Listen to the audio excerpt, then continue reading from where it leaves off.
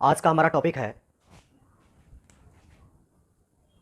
प्रतिरोध का समांतर क्रम या पार्श्व क्रम समूहन। इंग्लिश में इसको बोलते हैं पैरेलल ग्रुपिंग। तो यहाँ पर हम कई सारा प्रतिरोध बोलेंगे और उसको जो है हम जोड़ेंगे समांतर क्रम में। उसी को हम क्या बोलते हैं? पार्श्व क्रम। ठीक है। समूहन, समूहन का मतलब क्या होता है? देखो यहाँ पर समूहन का मतलब जोड़ना। इसके पिछले वाले लेक्चर में हमने पढ़ा है कि श्रेणी क्रम समूहन। ठीक है। प्रतिरोध को हमने इसके पिछले वाले लेक्चर में हमने श्रेणी क्रम में जोड़ा था। श्रेणी क्रम मतलब सीधा में। ठीक है। आज उन्हीं प्रतिरोध को हम जोड़ेंगे दोस्तों समांतर क्रम में। ठीक है। तो देखिए यहाँ पर हम जोड़ते हैं। ये मेरे पास कई सारा प्रतिरोध यहाँ पर है। देखिए, ये देखिए मेरे पास क्या है? पहला प्रतिरोध है। ये है मेरे पास दूसरा प्रतिरोध। ये है मेरे पास तीसरा प्रतिरोध। इसको हमने नाम दिया R1, इसको हमने नाम दिया R2 और इसको हमने नाम दिया R3। ठीक है। सबसे पहले देखो समांतर क्रम। क्या लिखा है? समांतर क्रम। प्रतिरोध को समांतर क्रम में जोड़ना है। अब ये समांतर क्रम या पार्श्व क्रम क्या होता है? इसमें हम क्या करते हैं दोस्तों? हमने आपको पढ़ाया था, इसको हम क्या बोलते हैं? प्रतिरोध। क्या बोलते हैं? प्रतिरोध। अब यहाँ पर पहला प्रतिरोध, फिर दूसरा है, फिर तीसरा है। अब इसको हम करेंगे क्या? समूहन। मतलब इसका क्या करेंगे? समूहन। समूहन का मतलब जोड़ना। इसके पिछले वाले लेक्चर में हमने आपको बताया है कि प्रतिरोध को श्रेणी क्रम में जोड़ते हैं। श्रेणी क्रम में किस प्रकार से जोड़ते हैं और उससे हमने कुछ फॉर्मूले को भी प्राप्त किया था। आज हम उन्हीं तीनों प्रतिरोध को हम किस क्रम में जोड़ेंगे? बोलो, समांतर क्रम या पार्श्व क्रम में। अब ये समांतर क्रम और पार्श्व क्रम में किस प्रकार से जोड़ते हैं समझिएगा ध्यान से। इसमें क्या करते हैं? प्रतिरोध को एक प्रतिरोध के नीचे दूसरे प्रतिरोध और दूसरे के नीचे हम किसको लगाते हैं? तीसरे को। ठीक है। इसमें हम प्रतिरोध को कैसे जोड़ते हैं? एक प्रतिरोध के नीचे एक, फिर उसके नीचे अगले प्रतिरोध को, एक के नीचे एक को लगाते हैं। किस क्रम में? समांतर क्रम या पार्श्व क्रम में। अब समूहन करना है। समूहन मतलब क्या? जोड़ना। इसको जोड़ना रहता है। कैसे जोड़ेंगे समझिएगा। ये जो बीच वाला प्रतिरोध है R2, इसके जो है इसको थोड़ा सा बढ़ा दो इधर ऐसा, फिर इसको थोड़ा सा इधर भी बढ़ा लीजिए। अब क्या कीजिए, यहाँ से देखिए ये वाला छोर दिख रहा होगा, ये पहला प्रतिरोध को यहाँ पे ला के जोड़ दीजिए, तीसरा प्रतिरोध को यहाँ पर ले जाके जोड़ दीजिए ऐसा। फिर से देखिए, पहला प्रतिरोध को यहाँ लाएंगे जोड़ेंगे, तीसरा प्रतिरोध को यहाँ ले जाके जोड़ेंगे ऐसा। ठीक है। जोड़ दिए इस प्रकार से और यहाँ से एक नीचे वायर तार खींच लेंगे ऐसा। ठीक है। नीचे खींच लेंगे ऐसा।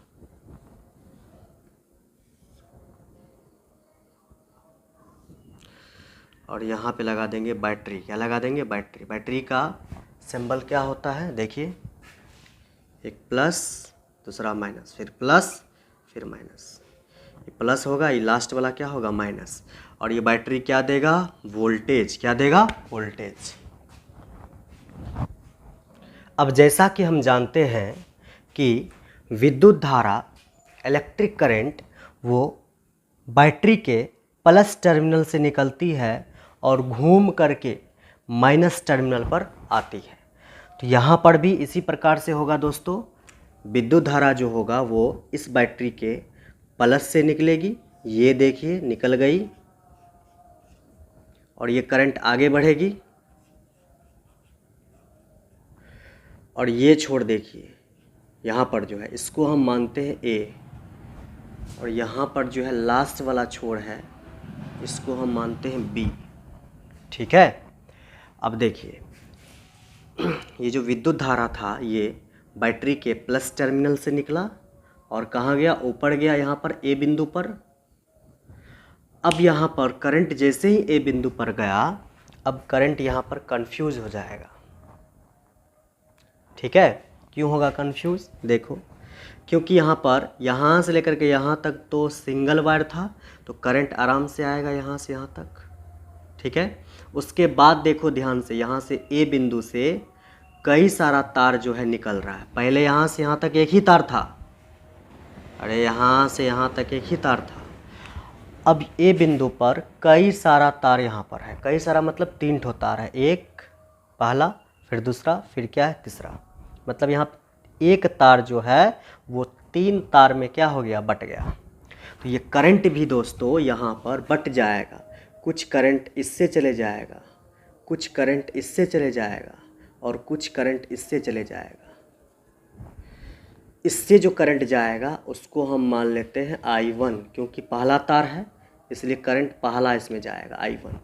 ये दूसरा तार है, इससे भी करंट निकलेगा। करंट को कैसे दिखाते हैं, I से, चूँकि ये दूसरा तार है इसमें दूसरा करंट भेज देंगे हम। अब देखिए यहाँ पर देखिएगा ये तीसरा तार है, इसमें से भी करंट जाएगा I। चूँकि ये तीसरा तार है, पहला दूसरा तीसरा, इसलिए हम इससे तीसरा करंट को भेज देते हैं। मतलब ये तार में जो है यही I करंट I1, I2 और I3 में क्या हो जाएगा, बंट जाएगा, क्योंकि वायर जो है यहाँ पर अलग अलग है, तार अलग अलग है। ठीक है। अब I1 करंट ऐसे आएगा, I1 करंट आएगा R1 से होते हुए, फिर यहाँ इधर आएगा B बिंदु पर। कहाँ आएगा, नीचे। देख लो ये करंट जाएगा इस प्रकार से, आगे बढ़ेगा फिर नीचे आएगा। यही I1 करंट आएगा इधर से। फिर ये I2 करंट जो है R2 से होते हुए आगे बढ़ेगा, I2 करंट, और ये B बिंदु की तरफ जाएगा। और ये R3 करंट देखो, और ये I3 करंट देखो, यहाँ पर ये R3 से होते हुए किस बिंदु पर पहुँचेगा, B बिंदु पर। ठीक है, I3 करंट। अब देखिए आपको कुछ लग रहा होगा यहाँ पर, देखिए समझिए ध्यान से। यहाँ पर ये I क्या हो गया, यही I करंट I1, I2 और I3 में बट गया, यहाँ बट रहा है। वहाँ पर तीनों आकर के मिल रहा है इस बिंदु पर। देखो I1 आ गया इस बिंदु पर, I2 आ गया इस बिंदु पर, I3 आ गया इस बिंदु पर, मतलब तीनों एक बिंदु पर आएगा। I जो है जब बटेगा तो I1, I2 और I3 में बटेगा। जब ये तीनों आकर के मिलेगा यहाँ पर इस बिंदु पर, तो फिर से वापस क्या बन जाएगा, I बन जाएगा। क्या बन जाएगा, I। तीनों आकर के मिलेगा इस बिंदु पर, आगे जो बढ़ेगा दोस्तों, जब तीनों आकर के मिल जाएगा तो क्या बन जाएगा, बोलो, I बन जाएगा। क्या बन जाएगा, I, क्योंकि I ही तो बट रहा था 3 भाग में। अब I जब आकर के मिलेगा, तीनों I आकर के मिलेगा तो क्या बन जाएगा, I बन जाएगा। ठीक है, इसी का 3 पार्ट है ये। जब ये 3 पार्ट आकर के मिलेगा तो फिर से वापस यही बन जाएगा। देख लो यहाँ पर, अब ये I करंट आगे बढ़ेगा, फिर किस में चले जाएगा, देखो आगे आएगा इधर से, और माइनस टर्मिनल में, बैटरी के माइनस टर्मिनल में चले जाएगा। जैसा कि हम देखे थे, प्लस से निकला और इसे बटा, फिर आकर के मिला, फिर मिल करके एक हुआ और आगे बढ़ करके माइनस में चले गया। आप इसको कॉपी में उतार सकते हैं। अब हम आगे बढ़ेंगे। अब इस श्रेणी क्रम से कुछ फॉर्मूले हम क्या करेंगे, प्राप्त करेंगे। चलिए इन सभी को उतारिए और हम आगे बढ़ते हैं। ठीक है, देखिए अब लगाएंगे हम दोस्तों ओम का नियम, ओम्स लॉ। ओम का नियम हमने आपको पढ़ा रखा है कि ओम का नियम क्या होता है। अब देखिए ओम का नियम जो है दोस्तों, इससे हम फॉर्मूले जो प्राप्त किए थे वो फॉर्मूला था V = I × R। ये हम किससे प्राप्त किए थे, ओम के नियम से। ओम के नियम इसके पिछले वाले लेक्चर में हमने आपको अच्छी तरह से समझा रखा है ग्राफ के साथ। ठीक है, तो यहाँ पर हम उतना नहीं चलेंगे, सिर्फ उसका हम फॉर्मूले को देखेंगे और उनसे हम यहाँ पर जो भी सूत्र हमको प्राप्त करना होगा उसको हम यहाँ पर प्राप्त करेंगे। तो देखिए यहाँ पर V = IR, ये क्या है, ओम का नियम। ठीक है, ओम का नियम से फॉर्मूला आता है V = IR। अब यहाँ से दोस्तों ये जो V होता है, V को बोलते हैं हम क्या, विभवांतर। क्या बोलते हैं, विभवांतर। ठीक है, और ये जो I होता है, I को क्या बोलते हैं हम, विद्युत धारा। R जो होता है, R को हम बोलते हैं प्रतिरोध। क्या बोलते हैं, प्रतिरोध बोलते हैं। ठीक है, तो चलिए यहाँ पर समझिए, यहाँ पर V बराबर क्या है, IR है। यहाँ से हम I का सूत्र निकालेंगे। कैसे, किसका निकालेंगे, बोलो, I का। कैसे निकालेंगे, R किस में, इधर देखो यहाँ पर गुना में, R किस में, यहाँ पर गुना में, और इधर आएगा तो किस में हो जाएगा, भागा में। तो यहाँ पर क्या करेंगे, R किस में, इधर गुना में, इधर भेजेंगे तो बराबर के इस साइड भेजेंगे तो भागा में आ जाएगा। इधर क्या बचेगा मेरे पास, आई।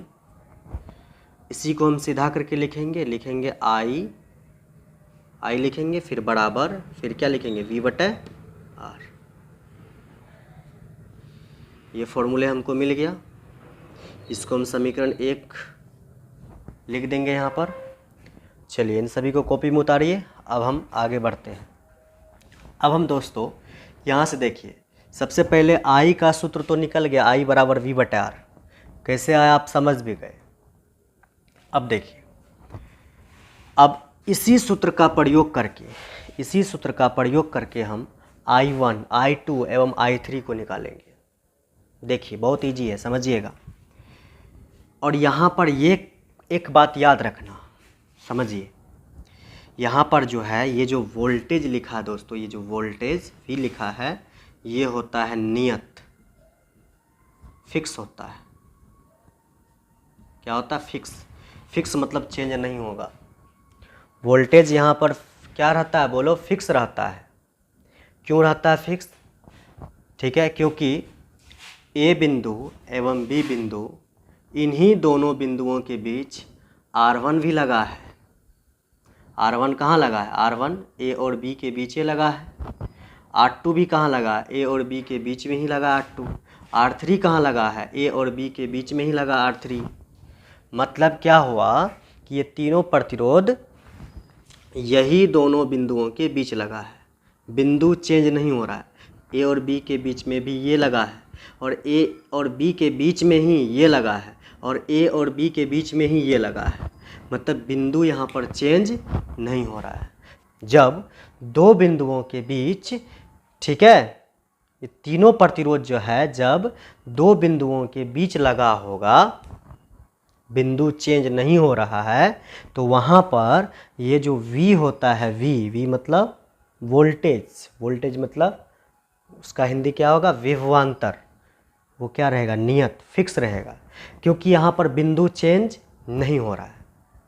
देख लो साफ साफ, R1 भी ए और बी के बीच में, R2 भी ए और बी के बीच में, R3 भी ए और बी के बीच में, बिंदु चेंज नहीं हो रहा है। जब बिंदु चेंज नहीं होता है तो वोल्टेज क्या रहता है, बोलो, वोल्टेज मतलब विभवांतर, वो रहता नियत, मतलब कि फिक्स, कांस्टेंट, चेंज नहीं होगा। तो यहाँ पर V चेंज नहीं होगा। V, ये जो V देख रहे हैं, ये क्या रहेगा, नियत, फिक्स रहेगा। उसमें 1 2 3 ये सब नहीं लगाना है, केवल उसको नॉर्मल V लिखना है, 1 2 नहीं लगाना, ये बात याद रखना।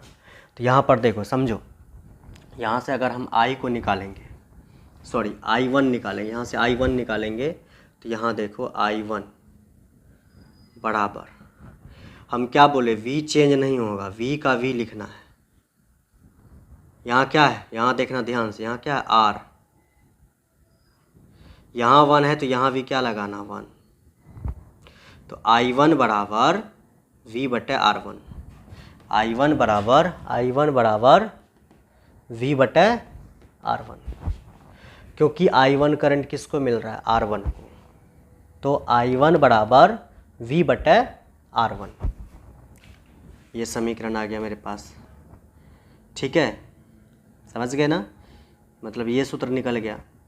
अब देखो, यहाँ से अगर हम I2 को निकालें, बोलो क्या होगा, ये V चेंज नहीं होगा, V सेम रहेगा, V बटे, ठीक है, R की जगह क्या लेंगे, बोलो, I2 करंट किसको मिल रहा है, R2 को मिल रहा है, तो यहाँ पर R2 लिखेंगे। ये मिल गया मेरे पास समीकरण। अगला आगे क्या निकालेंगे, बोलो, I2 निकल गया। अब I3 निकालेंगे, तो I3 कैसे निकलेगा, I3 सूत्र क्या लगेगा, यही सूत्र लगेगा, V बटे R, V बटे R की जगह क्या लेंगे, R। I3 करंट किसको मिल रहा है, I3 करंट किसको मिल रहा है, बोलो, R3 को। तो यहाँ पर R की जगह R3 लेंगे। कुछ नहीं किए, यहाँ देखो, यहाँ 1 लगाएंगे तो यहाँ 1 लगाना, यहाँ 2 लगाएंगे तो यहाँ 2 लगाना, यहाँ 3 लगाएंगे तो यहाँ 3 लगाना, निकल जाएगा यहाँ पर समीकरण। अब क्या करेंगे, यहाँ से नेट करंट निकालेंगे, net current, total current. Total current जब निकालेंगे, टोटल करंट में क्या करते हैं, I1 I2 और I3 को क्या कर देंगे, जोड़ देंगे। किसको किसको, I1 plus I2 plus I3, इसको इसको इसको तीनों को, पहला दूसरा तीसरा तीनों को जोड़ देंगे। यहाँ पर देखिए, यहाँ से लिखेंगे I, फिर लिखेंगे बराबर I1 का वैल्यू कितना है, बोलो I1 का मान I1 का मान देखो V/R1, I1 का मान V/R1, तो I1 की जगह V/R1 हम रख लिए, प्लस I2 की जगह क्या रखेंगे, V/R2, तो I2 की जगह रख देंगे V/R2, प्लस I3 की जगह क्या रखेंगे, V/R3, तो रख देंगे V/R3।